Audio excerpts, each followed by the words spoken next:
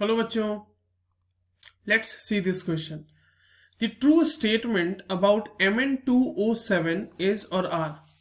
यहाँ पे दिया हुआ है कि Mn2O7 के बारे में ट्रू स्टेटमेंट आपको फाइंड आउट करनी है और यहाँ पे चार अलग अलग स्टेटमेंट्स हैं. चलिए एक एक करके वेरीफाई करते हैं कौन सा स्टेटमेंट सही है, कौन सा स्टेटमेंट गलत है.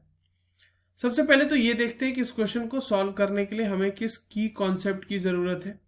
अब देखो, की कॉन्सेप्ट आपका इसमें पता होना चाहिए कि जो आपका ऑक्साइड है Mn2O7 उसके बारे में प्रॉपर्टीज आपको पता होनी चाहिए, तो आप इस क्वेश्चन को सॉल्व कर सकते हैं. तो basically you have to be aware about the properties और द स्ट्रक्चर ऑफ Mn2O7. ठीक है, चलिए एक एक करके देखते हैं. पहला स्टेटमेंट क्या कह रहा है कि it is an ionic oxide. अब देखो, पहले स्टेटमेंट को सॉल्व करने से पहले ना हम ऐसा करते हैं कि इसका ऑक्सीडेशन स्टेट कैलकुलेट करते हैं Mn का इसमें. अब अगर मान लो कि मैंगनीज का ऑक्सीडेशन स्टेट हमने मान लिया है X, ठीक है, इसका मान लिया हमने X. तो हमारे पास दो मैंगनीज है तो ये हो जाएगा 2X प्लस ऑक्सीजन एक का होता है -2, तो 7 ऑक्सीजन है यहाँ पे, तो ये क्या हो जाएगा 7 into -2 and overall the charge on the compound is 0. तो यहाँ पर से X की वैल्यू कितनी आ जाएगी, हमें X की वैल्यू आ जाएगी +7. ठीक है, अब देखिए ऑक्सीडेशन स्टेट क्यों कैलकुलेट किया मैंने. अगर ट्रांजिशन एलिमेंट्स हैं और ट्रांजिशन एलिमेंट्स के ऑक्साइड्स, अब देखो इस तरह से समझ लो इसको, ट्रांजिशन मेटल ऑक्साइड्स अगर हैं और अगर वहां पे मेटल का ऑक्सीडेशन स्टेट +1 है या फिर मेटल का ऑक्सीडेशन +2 है या फिर मेटल का ऑक्सीडेशन +3 है, तो ऐसे केसेस में आयोनिक ऑक्साइड बनता है. आयोनिक ऑक्साइड कहने का मतलब मेटल और ऑक्साइड के बीच जो होगा वो आयोनिक बॉन्ड होगा. बट अगर मेटल के ऊपर +4 ऑक्सीडेशन स्टेट है या +5 है या +6 है या +7 भी है, तो ऐसे केसेस में जो ऑक्साइड्स होंगे वो होंगे कोवेलेंट ऑक्साइड्स.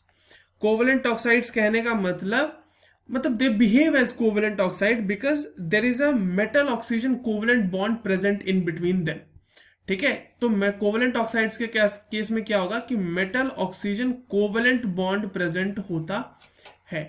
तो अब यहां पर देखो कौन सा फिट हो रहा है.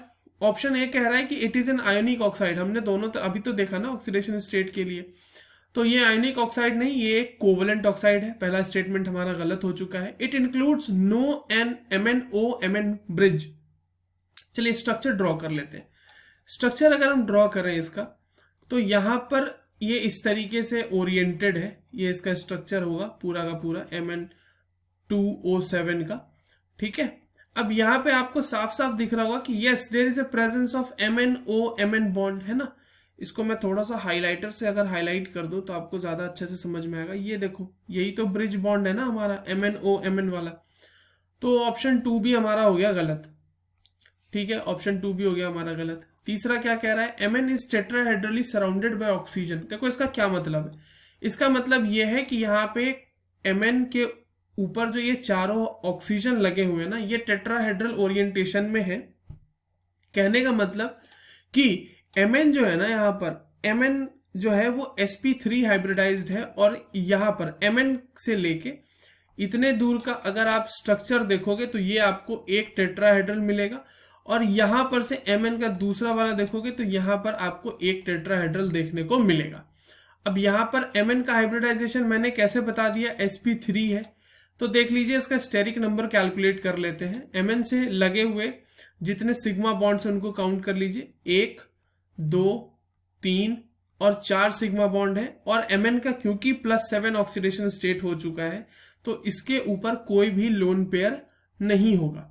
ठीक है, तो ऐसे केस में स्टेरिक नंबर क्या आ गया इसका, steric number will be, steric number is equals to what, number of sigma bonds plus number of lone pairs. तो लोन पेयर तो 0 हो गया, नंबर ऑफ सिग्मा बॉन्ड्स हो गए हमारे पास 4. तो 4 स्टेरिक नंबर के लिए hybridization is sp3 and therefore the orientation of the entire this structure Mn double bond O double bond O double bond O single bond O will be tetrahedral in 3D space.